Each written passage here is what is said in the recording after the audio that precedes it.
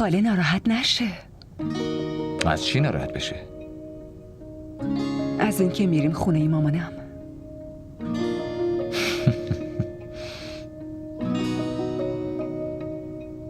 اگه ناراحت شد دوتاییمون رازش میکنیم. تو هم بهتره یه کاری بکنی، به جای خاله بهش بگو مامان.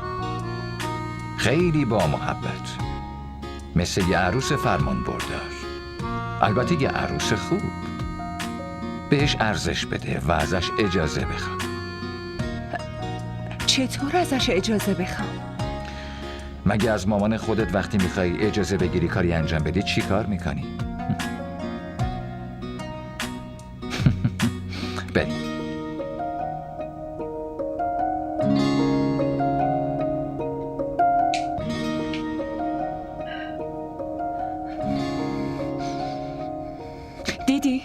دیدی ساعت چند شده؟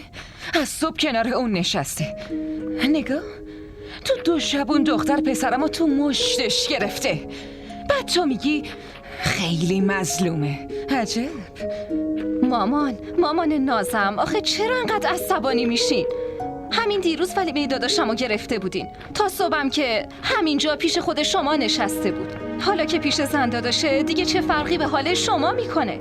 تو خواهر شوهر اون بمون، لازم نیست خواهرش باشی. مامان جان، شما مادر شوهرش نشین، من خواهرش هستم. ببینم مادر و دختر دارین چی میگین؟ وقتی تو به یاد مامانت نیستی ما دوتا معلومه با هم حرف میزنیم دیگه. چی شده مگه مامان؟ زن داداشم رنگ سیاه خیلی بهتون میاد.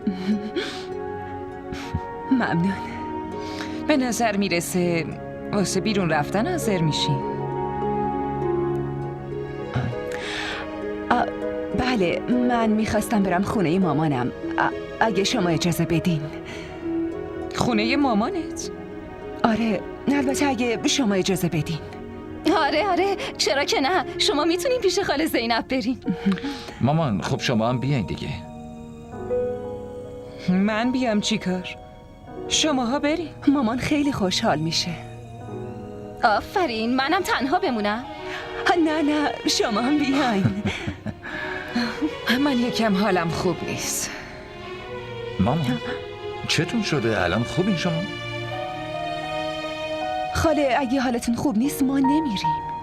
نه چیزی نیست، حالا که شما حاضر شدین خب بهتره برین دیگه. من اونقدرم حالم بد نیست داره، یکم استراحت میکنم. راستش فشار خون مامان یه کمی بالاست. اگه یه کم استراحت کنه کاملا خوب میشه. شما نگران نباشین، من حواسم بهش هست. شماها برین. اما حال مامان خرابه، یعنی گفتم که شما برین، من پیشش هستم.